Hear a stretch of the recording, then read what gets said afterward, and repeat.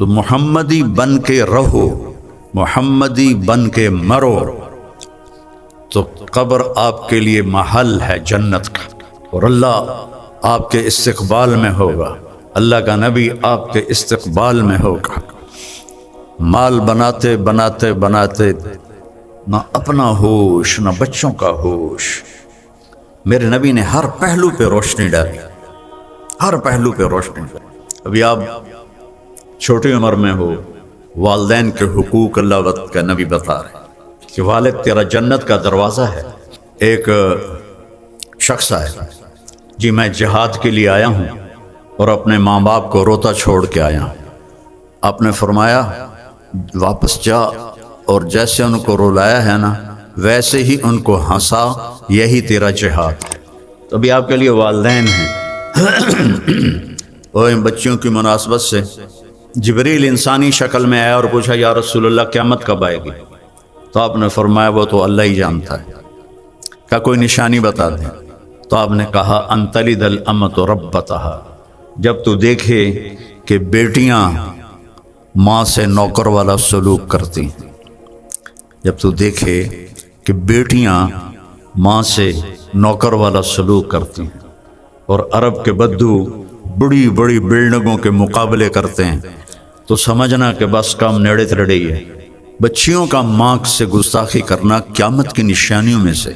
اور خود آپ نے کیا کہا، کبھی میری ماں زندہ ہوتی نا اور میں عشاء کی نماز کے لیے مصلی پہ کھڑا ہوتا اور میں سورۃ فاتحہ بھی شروع کر دیتا، ادھر سے میرے گھر سے آواز آتی میری ماں کی محمد، تو میں نماز توڑ کے کہتا لبیک اماں جان، میں حاضر ہوں۔ تو اپنے ماں باپ کی دعا لے لو، دعا لے لو۔ والدین سے کہتا ہوں اولاد کو ٹائم دو، خاص طور پر جو ڈاکٹر اور لیڈی ڈاکٹرز ہیں، یہ پہلے کالج میں آتی ہیں پھر کلینک جاتے ہیں، تو ان میں اور بچوں میں گیپ آ جاتا ہے بہت بڑا۔ تو صرف ان کو روٹی کھلانا، ان کو کپڑے لے کے دینا، ان کو اسکول بھیجنا، اس سے محبت نہیں پیدا ہوتی جب تک آپ ان کو ٹائم نہیں دیں گے، ان کے ساتھ بیٹھیں گے نہیں۔ اور یہ جو موبائل ہے اس کو آپ بند کر کے نہیں بیٹھیں گے تو آپ کا تعلق مضبوط نہیں ہوگا اولاد کے ساتھ۔ تو ایسی ڈاکٹری نہ کریں کہ جس سے آپ کی نسل برباد ہو جائے۔ آپ کی نسل پہ اگر زد پڑے گی تو کیا کمایا، سب کچھ لوٹا کے ہوش میں آئے تو کیا کیا۔ میرے نبی سے بڑھ کر کوئی مصروف کائنات میں نہ پیدا ہوگا نہ ہوا ہے کہ جن پر 7 بر اعظم کے انسانوں کی ذمہ داری ہو اور قیامت تک کے آنے والے انسانوں کا بوجھ جن کے سر پر ہو، روزانہ اپنے حسن حسین کے لیے ٹائم نکالتے تھے، ان کے ساتھ کھیلتے تھے، ان کے لیے گھوڑا بن جاتے اور دونوں کو کمر پہ بٹھا کے کمرے میں چکر لگاتے تھے، پھر ان دونوں کو اتار دیتے تھے اور حضرت زینب کو بٹھاتے تھے اور ان کو اللہ اکبر ان کو چکر لگواتے تھے۔ مجھے بتاؤ ان سے بڑی ہستی کوئی ہو سکتی؟ اور وہ اس طرح فری ہو کے ٹائم دے رہے ہیں۔ 7 سال حضرت امام حسن علیہ السلام کی عمر تھی جب آپ کا انتقال ہو۔ 7 سال میں 7 نصیحتیں مشکل سے ہیں، وہ اپنا اندر دیتے تھے تو کہے بغیر چیزیں شفٹ ہو جاتی تھیں۔ جنت کی سرداری نبی کے نواسے ہونے کی وجہ سے نہیں ملی، اور فاطمہ کے جگر گوشہ ہونے کی وجہ سے نہیں ملی، ان کے اپنی صفات کی وجہ سے ملی۔ سیدہ شباب اہل الجنت الحسن والحسین، تو آپ ان کے لیے ٹائم نکالتے تھے اور بچہ بن کے ان سے باتیں کرتے تھے۔ اپنی بیوی 9 بیویاں تھیں، یہ شادیاں آپ نے صرف زندگی سمجھانے کے لیے کی، ورنہ ساری جوانی تو ایک بیوہ کے ساتھ جو 2 دفعہ بیوہ ہوئی اور 15 برس بڑی، یہ سارے بچے بیٹھے ہیں، ان کا ابا کہے کہ تیری شادی کرنی ہے، تیرے کو 15 سال بڑی، انشاءاللہ اگلے دن ایک کراچی پہنچے ہوئے۔ میرے نبی نے 25 سال کی عمر میں 40 سال کی عورت سے شادی کی اور انہوں کے ساتھ 25 سال گزار دیے، ساری اولاد بھی ان سے ہوئی۔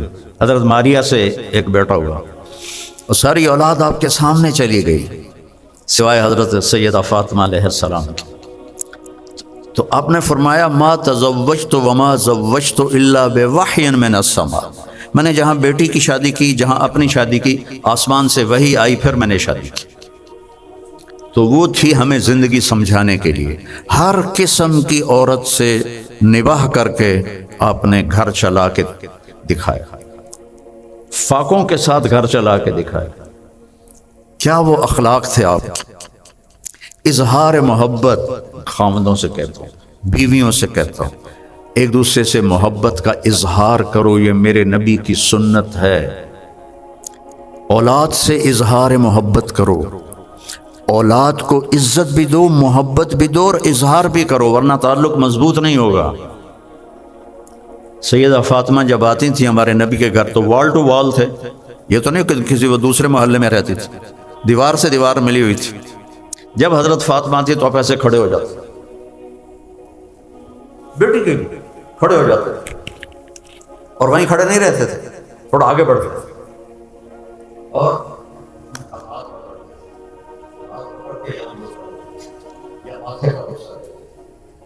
پکڑے ہوئے ان کو پہلے بٹھاتے چارپائی پر، اس کے بعد خود بیٹھتے تھے۔ اے دو جہان کے سردار ہو کر بیٹی کے ساتھ یہ سلوک کر رہے، اور آپ نے فرمایا تمہیں ایک خرچ بتاؤں جو سب سے زیادہ اجر والا ہے، جہاد سے بھی اور صدقے سے بھی اور مسجد بنانے سے بھی، اور جتنی بھی شکلیں، جو آپ نے کہا سب سے زیادہ جس کا اجر ہے وہ خرچ بتاؤں؟ تو صحابہ نے پوچھا جی بتائیں، تو آپ نے فرمایا الابنۃ المردودہ، جس کی بیٹی کو طلاق ہو گئی اور وہ واپس ماں باپ کے گھر آ گئی، یا وہ بیوہ ہو گئی اور وہ ماں باپ کے گھر آ گئی، اس پر خرچ کرنا سب سے بڑا اجر و ثواب ہے، کہ ہم وہ بوجھ بن جاتے۔ یہ ایک خوبصورت زندگی ہے، یہ آپ کو اناٹومی سے تو نہیں ملے گی، نہ ہی فزیالوجی سے ملے گی، تو میرے نبی کی زندگی سے ملے گی، میں وہیں سے پڑھ کے آپ کو بتا رہا ہوں۔ اور ایک بات پلے باندھ لیں آپ، اس زبان کو قابو کر لیں۔ میرے نبی نے حضرت معاذ بن جبل سے فرمایا معاذ تمہیں شریعت کا خلاصہ بتاؤں؟ شریعت کا خلاصہ؟ کہا جی کیا ہے؟ تو سارے بچے بچے مجھے دیکھنا، آپ نے ایسے کیا اور یہ کینچی بنائی اور اس کو جیسے کاٹتے ہیں نا ایسے کاٹا، اور پھر فرمایا کف لسانک، اس پہ قابو رکھنا۔ یہ جو تصویر بنائی ہے یہ تو بچوں کے لیے ہوتی ہے، بچوں کی کتابوں میں تصویریں ہوتی ہیں، بڑوں کی کتابوں میں نہیں ہوتی۔ تصویر بناتے ہیں کہ چیز سمجھ آ جائے۔ معاذ بن جبل کے ہاتھ میں علماء کا جھنڈا ہوگا قیامت کے دن، اس کو ایسے سمجھا رہے ہیں جیسے بچے کو سمجھاتے ہیں۔ کیوں؟ مشکل بہت ہے، مشکل بہت۔ تو کہنے لگے یا رسول اللہ ابول کا بھی حساب ہوگا؟ تیرا بھلا ہو، سب سے زیادہ جہنم میں گرانے والی زبان ہوگی۔ اپنے گھروں سے، اپنی محفلوں سے غیبت ختم کر دو، اوروں کی برائی ختم کر دو، جھوٹ بولنا ختم کر دو، گالی دینا ختم کر دو، اپنی اولاد کو تانے کبھی نہ دینا ورنہ ہمیشہ کے لیے دور ہو جائیں گے۔ طنز نہ کرنا، تانے نہ دینا، مقابلہ نہ کرنا، تیرے بھائی نے اتنے نمبر لیے تو نے اتنے اس سے کم لیے، کہ تو نے کیا کیا ہے۔ کبھی نمبر کے کم زیادہ آنے پر کبھی ان کو ڈانٹنا نہیں۔ یہ میں ادریس صاحب سے معذرت کے ساتھ، یہاں جتنے بڑے بڑے گروپ ہیں ان کے ماں باپ ان پڑھ تھے، ان ان پڑھوں نے اتنے بڑے گروپ کھڑے کر دیا، اور سارے بڑے بڑے ایم ایس سی اور پی ایچ ڈی ان کے نوکر ملازم۔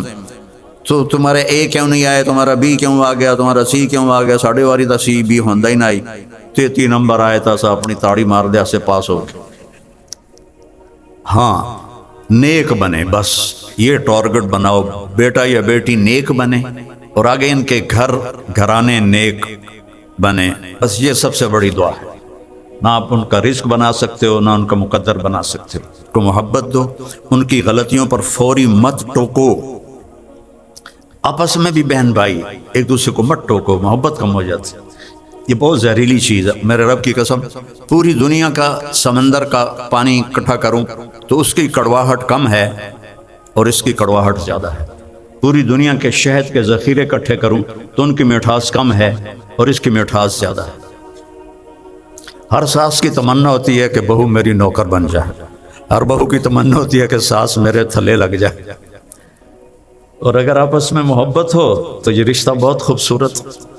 میں نے اپنی بیٹیوں کی شادی کر دی، کسی کی بیٹی کو میں لے کر آیا، اب میں اسے اپنی بیٹی بنا لوں تو کتنا اچھا رشتہ ہے یہ۔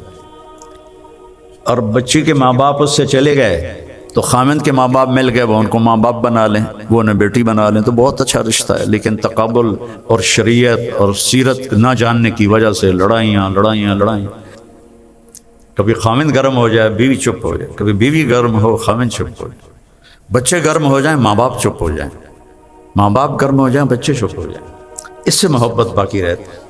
تو یہ امتحان کی جگہ ہے، اس کو اس طرح گزارو کہ امتحان میں پاس ہو جاؤ، اور کوئی بڑا کام نہیں ہے۔ میرے نبی نے کہا 5 نمازیں ہیں، سال کے 30 روزے ہیں، اس کے بعد ایک حدیث پہ عمل کر لو۔ حج اور زکوٰۃ مالداروں پر ہے، مالدار کے ساتھ صحت مند بھی ہو۔ ہم نے کہا ایک حدیث پہ عمل کر لو، صرف ایک حدیث، 4 بات۔ صدق و حدیث، ہمیشہ سچ بولو، جھوٹ نہ بولو۔ حفظ و امانت، کبھی دھوکہ نہ دو۔ حسن و خلیقت، اپنے اخلاق اچھے رکھو۔ عفت فی طعمت، رزق حلال کماؤ۔ تو سچ بولو، دھوکہ نہ دو۔ ایک ڈاکٹر کسی کمپنی سے بینیفٹ لے کر اس کی دوا لکھتا ہے جو کہ مریض کی ضرورت بھی نہیں، تو یہ بہت بڑا دھوکہ ہے، یہ اس کی جان سے کھیل رہا ہے چند پیسوں کی خاطر۔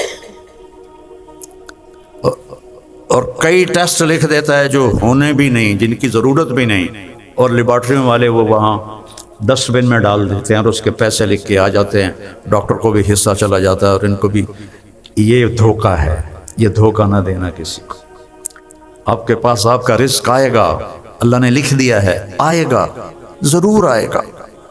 ایک وظیفہ بتاتا ہوں، یہ آج کل کے پیروں کے وظیفے نہیں، میرے نبی کوئی بڑے وظیفے نہیں بتاتے تھے، بڑے چھوٹے چھوٹے مختصر۔ ایک صحابی نے عرض کی، یا رسول اللہ رزق کی تنگی ہے، کوئی وظیفہ بتا دو۔